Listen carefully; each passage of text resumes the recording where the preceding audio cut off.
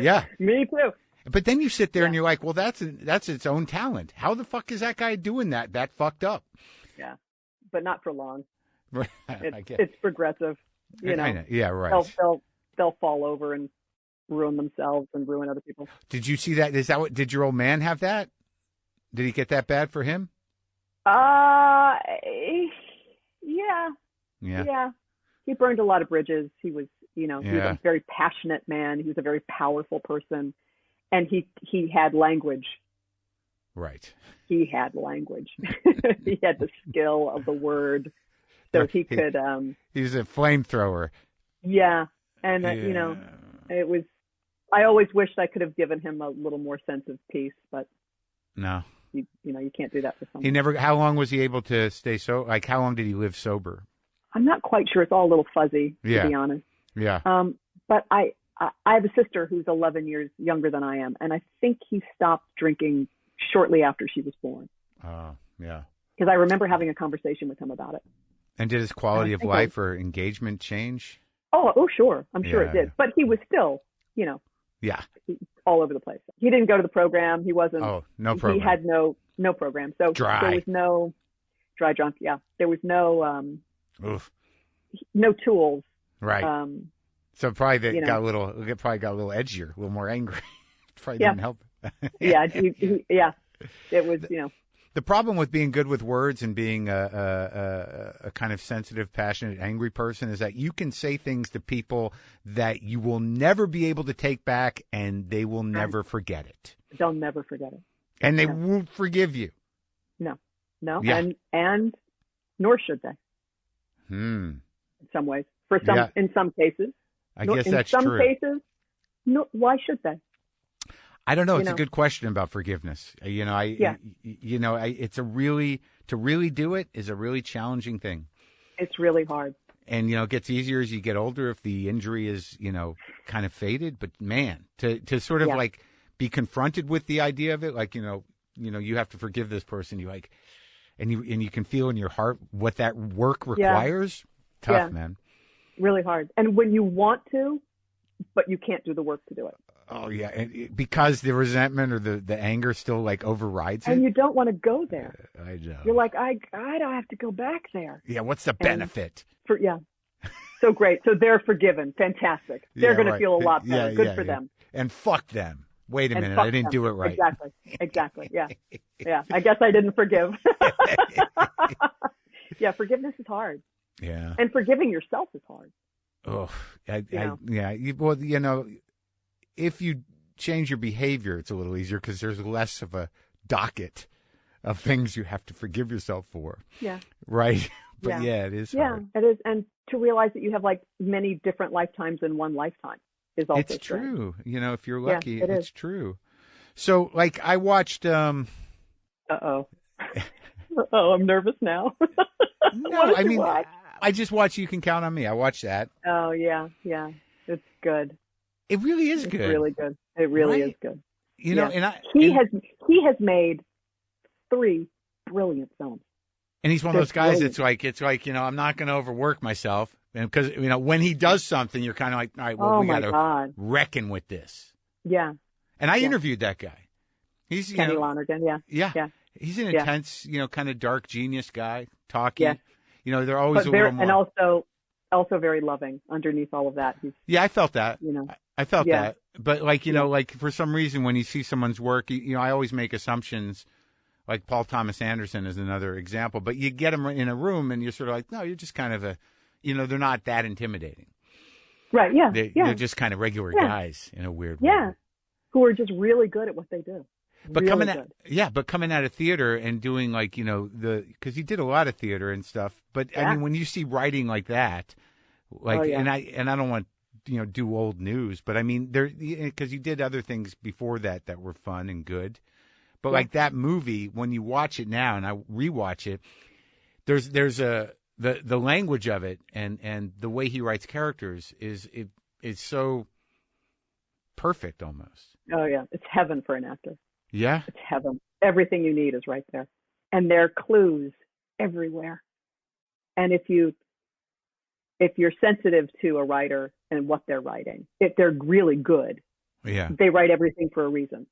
Right. And the great writers, the ones who write like very specifically, yeah, the punctuation tells you so much. Right. And he didn't overwrite anything. No. No explaining. No. Every stutter is written. Really? Oh yeah. It's very exact. And I've never worked with anyone who understands their own work better than he does. Was that problematic? It could be. It could be. Yeah. It could be frustrating, but he was right. Uh-huh. Did you guys fight? We locked horns a few times, but in a friendly, nice way. Just actor-director way? Yeah, like, I don't understand that. Like, in a respectful way. But we would lock horns. I would be like, this doesn't make sense. Like, where is this? This doesn't feel right.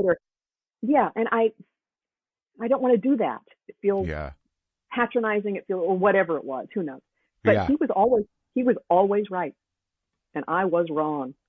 Have you seen his plays as well? Have you ever been in a play of his? I've never been in a play of his, no, but I love them. Waverly Gallery and This Is Our Youth. And I just saw Waverly Gallery, I think. They just did a revival of it, right? They did. They sure did. Yeah. Yeah, I saw that when I was in New York once. And Elaine May won the Tony for it. And her daughter is a great actress. Yes, and a director, I believe, yes. But she was in that other Lonergan movie, the long one. Margaret. Oh, my God. Yeah, Margaret and Manchester by the Sea. So there's You Can Count on Me, right? Margaret, and Manchester by the Sea. All of them start with a horrendous death. That's right. They're all about death. Or they center around a death, like, and he never realized that. Really? I interviewed him once. He came to Telluride with Manchester by the Sea, and I go to that film festival every year, or I try to, and they asked me to interview him at this forum, and I did, and I said, you realize you've made 3 movies. I think they're all masterpieces. I really do, and they're all instigated by a very painful death, and he didn't quite see that at the time, or he seemed to not see that. Maybe he knew it and just didn't step up to it. But isn't it wild structurally that, like, that? I think in some sort of classic structure that would imply that it should work towards some kind of resolve, like not a happy ending, but it seems like tragedy versus like, if you're going to start with the tragedy, that the arc should be like, oh, okay, things are going to be okay, but none of them really end like that. They end with things are things. Yeah. Right. And it makes you think about, like, what do you do with death of that proportion? How do you? And I've lost. I'm sure you did as well. I lost a lot of friends during the AIDS crisis, and I've lost a lot of people, and people who I loved, and people who I needed. I've lost more to drugs, I think. Yeah, that too. And then what do you do with that? And when they're young and your life with them was not completed, like, what do you do with the love that you have for that person? Where does it go? Where do you put it? And how do you make it not sink you? How do you take the spirit of that person and incorporate it in your life in a way that makes you better? That makes it, it's painful, but what do you do with that? And how do you keep them alive for yourself? That's not crazy and obsessive, but how do you keep what they gave you still close at hand? Yeah. And and how have you done that? Well, I have friends who were, unbelievable at dinner parties. Yeah. I'm not much of that person, and I really fumble my way through. Uh-huh. But I try, and I haven't done it in over a year now, but I try and have small gatherings of people, and it's my own way of honoring them. Really. Yeah, sure. Alan Rickman and Natasha Richardson were amazing at bringing people together. Yeah. At having a meal, and I'm so far out of my comfort zone, but I try and do that because that's what they taught me. You entertain? People? I I don't. I'm really bad at it, but I try. But isn't so much of that about bringing the right people together? True. Yeah. But I'm a inconsistent cook at best. Yeah. I don't handle that stress terribly well, but I try. I think about that a lot because there's definitely people that have passed that I knew I don't know, the depth of my relationship is usually one-sided in a lot of ways. Like I make assumptions about like my connection with people that is sometimes real and sometimes isn't. But I a lot of times as I get older, I kind of just, I don't grieve properly. I'm just sort of like, well, that's how it ends, and I think I stuff it down. But I do find that I have reverence for people, and I always speak highly of the people that had an influence on me. And in my, for the first time in my last comedy special that is on now, like I can see where my love of certain people in my life, comedians in particular, manifest in me. Yeah. And how I honor that creatively. I can bring do that. them with you. You bring them with you. Right. You bring them with you on stage. I do that. Right. Yeah. I try to summon Phil Hoffman whenever I can. Yeah. Like, come on, dude, help me out. Yeah. Yeah. Come on with me, baby. Yeah. I do. I do that all the time. How does he inform you? What was God, it? I loved him so. We did The Savages together. Yeah, it's a great movie. And we understood each other in a way that was such a relief. Yeah. It was such a relief for me to be around him. Oh, yeah? He kind of saw me in a way that most people didn't. And so we really, we had a very strong friendship that way. Yeah. And unspoken, kind of? No, we kind of acknowledged it a little bit, but we kept it, those sacred friendships that you have with people. Yeah.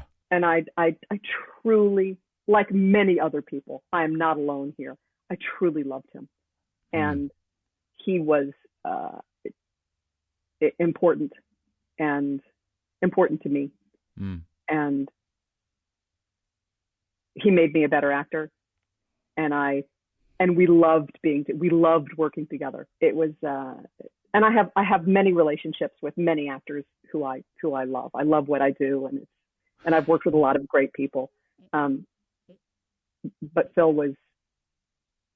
could, I don't know. I think we had a lot in common. I think there was an intersection of pain, really, that we understood about each other and felt safe with each other and seen. Like we just got each other. Yeah. Well, where do you track your pain to? Oh, God. Well, I think it's, when you're the child of a divorce and there's addiction and growing up too fast. You have it, and and your heart gets broken a lot. You have to act like an adult, but you have the sensitivity of a child. That's right. And when you're a child and your heart gets broken, too young, and you don't even understand what it is. Yeah. I think it's like a bell has been really rung, and it still resonates. It doesn't leave your system. That is a very good way to put it. Because and it's also a resource. It's weird because I could, like, when you put it like that, I can tap into it right now. Yeah. That vibration. Yeah. And then you have to learn how to live with it. How to let it go if you can, which I don't think you ever really can. Or at least balance it with some other good shit. And put it in perspective. Right. It's not all of you. It informs a lot. There's no question. And everyone who knows me, I'm sure, would say that. But I think it's made me a kinder person. Yeah. I hope.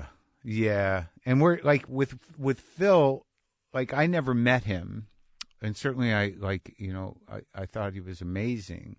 But like as an actor, like, what quality do you think in him was truly the gift? Like, as when you acted with him or when you see him acting, what did he offer, there were people who were just on a different plane, on a different level. Right. And he had an actor brain I call it the actor